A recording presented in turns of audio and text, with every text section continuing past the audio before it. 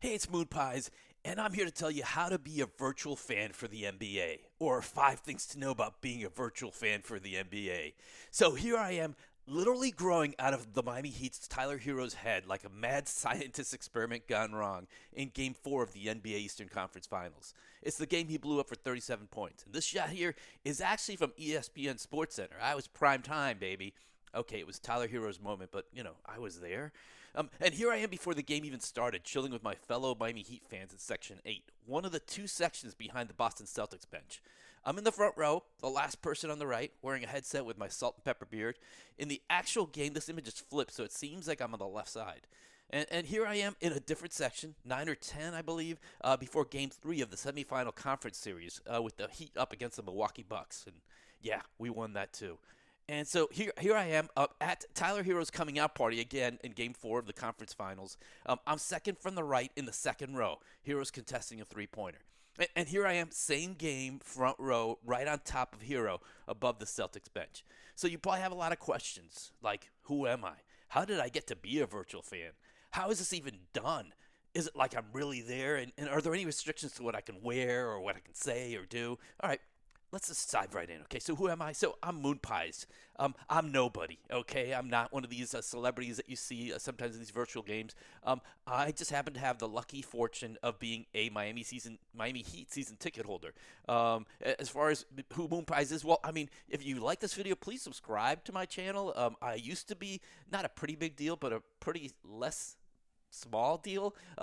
Back in about 10, 12 years ago, I was basically one of the first people to put out videos on how to get noticed on YouTube. I had a couple videos that made more than 1 million views. Since then, I sort of stopped. A lot of people started doing better videos on how to get noticed on YouTube, so I moved on.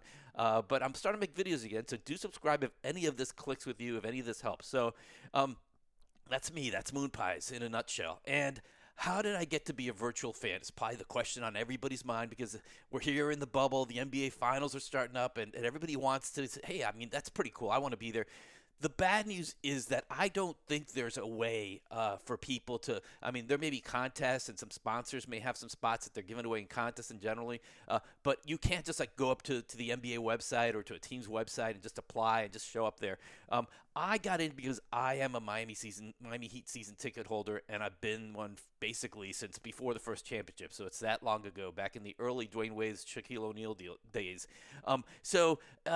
Basically, before every series, the Miami Heat has given its season ticket holders the ability to enter a lottery, and they pick one of the 3 or 4 games that will be home games for the team in that round, and they can just select the game they want to, and they're entered into a lottery, and then luck of the draw or whatever. I don't know the actual capacity. I don't know how many people do it. I've been lucky. I've gotten into the 2 games I've applied for. Well, actually, I did apply for the first series, but it was going to be Game 6 against the Pacers, and the Miami Heat swept. So there was no Game 6, so I don't know if I would have gotten into that one or not. But the 2 times I applied in the Eastern semifinals against the Bucks, I got in there in Game 3, which is the game I wanted to go to. And then I was in Game 4 of the conference finals against the Celtics, which was a lot of fun. So again, how do you be a virtual fan? I mean, unfortunately, it seems to be just a season ticket holder.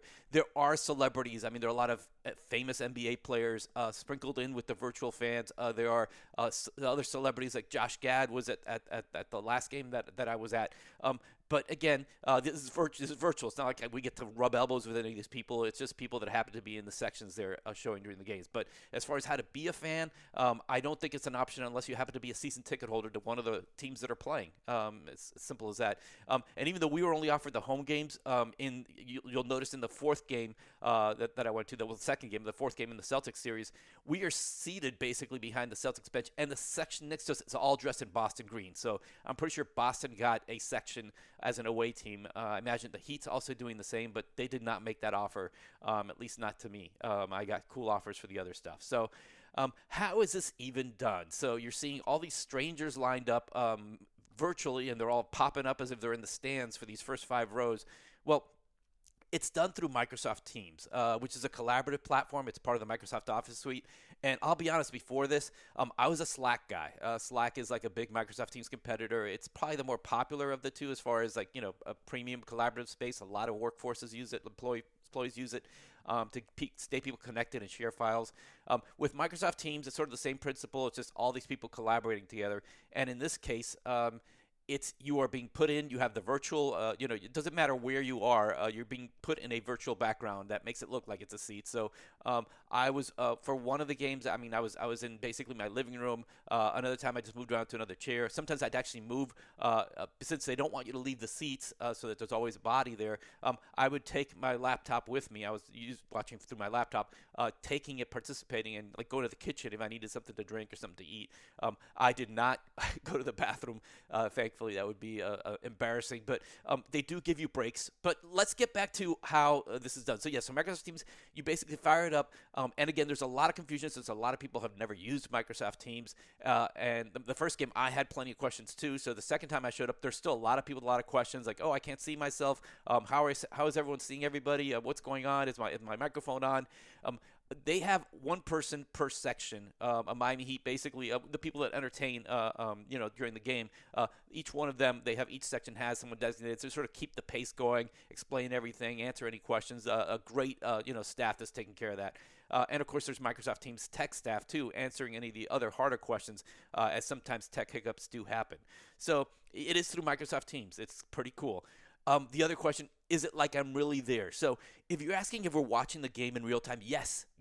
There's a delay of about 30 seconds to as much as a minute before what you're seeing on TV, live TV, actually happens. So it happened before that. So I was actually watching the game virtually with my headset. My wife is watching the real game on TV next to me, and I sort of had to control some of the better moments because, I was rooting for her by getting happy or not, depending on what I saw. So yeah, it is like I'm really there in that sense. But if you're asking, if we get to go, like we're viewing the court from the perspective of exactly where our section and where we're sitting, no, that would be cool. But no, we don't see anybody. So, if a player comes and they actually have a mock conversation with one of us on the virtual screen, we don't know. We don't see it. We're actually seeing the live feed that whatever the network is running, whether it's ESPN, TNT, ABC, who's ever running it, that's the feed we see. Are there any restrictions to what I can wear or do or say? So, yeah. And again, I didn't see anyone get kicked out for anything. But they did say, in this shot here, I was actually, the lady behind me had a Beat Boston shirt, the white shirt. And she asked, hey, is this okay? Because technically, even before the Heat game started, they told us, "Hey guys, wear black. That's what our theme is this year. We have, it's the United in Black is a theme. So try to wear either Heat black stuff or just anything black in general." Some people didn't. Some people had just had Heat jerseys or like the lady in the white shirt. No harm in wearing a Beat Boston shirt. But when they were asked about what was acceptable, someone said, "Can you have like a Boston Sucks shirt or a sign?" And they said no. So so they do. They do boot people out. I didn't see anyone booted out specifically, but they have threatened to do that if somebody, is either, being basically crass or basically flipping off the ref or anything like that. They do have the right to bump you. Now, an important thing about this is that while you are there, basically the Heat reps in each section are sort of getting everyone stirred up. Back when it's a free throw, they had pots and pans, which is a Miami tradition.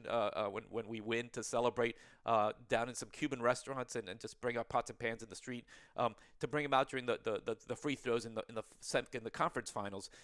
They didn't do that so much in the other one. And there was like a Harlem Shake section, not aired on regular TV, but just for us to participate in. And other things to just get people excited and just engage themselves. They tell you to try to stay in your section. They tell you to stay. If you need to leave your seat, wait for an intermission or halftime. Because again, they don't want to cut to a camera, scrolling through and like half the seats are empty. And this is a very important thing too, because not everybody that is let into the Microsoft Teams room, accepted and brought in, is actually even that Microsoft Teams room. There's people like sort of waiting. And they get to see the live feed, so they get to enjoy the game, ahead of the regular live feed, so they're watching it in real time like everybody else there. But they're waiting for people to clear out of seats. Either someone turns off their camera, gets bumped offline, or something happens that makes them, say, hey, let's move people out. And in the second game, there was a case where so they shuffle people around. So in the first half of Game 4 of the NBA Finals, Conference Finals against the Celtics, I was sitting in the front row, and then at halftime they sort of shuffled us around, and I was in the second row. And that actually worked to my benefit because that's when I got into that Tyler Hero shot, basically sitting in the second row. I would have been sitting right underneath that. Tyler Hero would have been my way. Imagine that. So they do shuffle you around. In the first game, I was in the third row, so I didn't come out as much because usually sometimes they do scan and it's all 5 rows. Usually when they're just scrolling, they're only getting maybe the person in the front row, maybe the first 2 rows at most. So, and again, it's just a very cool thing. It's something that was really odd and peculiar going through it the first time. After 2 times, I think, wow, I mean, I can't believe more people aren't, at least Miami Heat season ticket holders, and I imagine, the Lakers fans, more of them aren't signing up for this because it is a very cool thing, and it's totally free. You're not being charged anything for this. I don't know if anyone in the black market was actually selling their virtual seats, but I know that it's, as far as season ticket holders, we were let in for free. Obviously, celebrities will be let in for free. So the finals is probably going to be harder to get because there are a lot more celebrities coming to sit. But it's just a very cool experience. And, when I look back at 2020, I think of all the weird stuff. I'll say, well, yeah, I was a virtual fan for the Miami Heat through the NBA, playoffs.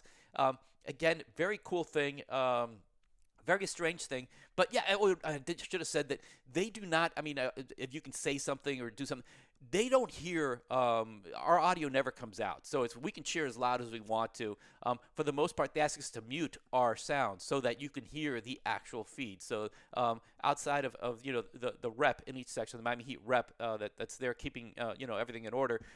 They asked everyone to turn off their microphones. And early on, of course, it's always embarrassing when people are starting to get into the Microsoft Teams rooms. There was once an elderly man and his wife. I never saw them, but they came on, and one of them was commenting on how attractive one of the ladies was in our section, and then realized that their microphone was on. Early on, they were just making food, and someone was just talking about, a couple was having a discussion on bacon. So you get a lot of embarrassing stuff like that, but you also have camaraderie too, because after the game, even though you're not really talking so much, every once in a while someone will just unmute their microphone and say, "Let's go Heat," and then click off. Towards the end of Game 4, the game was getting pretty heated, and there was a lot of stuff. A lot of people coming on. There's chanting defense and stuff like that to get into the spirit of games. But again, it's a fun thing. It's a cool thing. It's not as glamorous as it seems. We don't get to rub elbows or meet anybody that we're even with, but it's definitely a great experience. And I don't know if this will ever happen again. Hopefully it won't, which means that the pandemic will be gone by next season. But definitely, if you do get a chance to be a virtual fan, definitely do it. It's a fun, engaging way to watch the NBA in a new light. And then sort of, again, my seats are not good seats for the regular season ticket. I'm up in the nosebleed section. So to me, it was kind of exciting just to see myself down at the court. And so, yeah. Great fun stuff. That's it. That's all I really have to share right now. Feel free to ask questions. I'm active on this channel, so if you have questions on the whole NBA virtual fan experience, go ahead, post a question. I will get to your answers. I will answer everything. I think I answered the most common questions, the questions that my friends have asked when I posted about it on social media and stuff. But you tell me what you want to know about this experience. Again, congrats to the NBA for pulling this off. Now we're heading to the NBA Finals when I'm recording this, so I don't know how the whole season will end. My Miami Heat's still in it. I've applied to be in the second home game, so I don't know if I'll get it, but it'll be Tuesday, October 6th, whatever.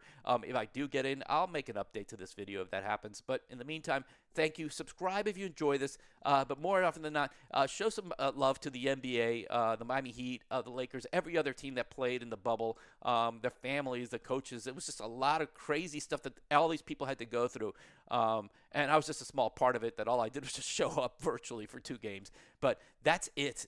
This is Moon Pies, and this is Moon Pies out.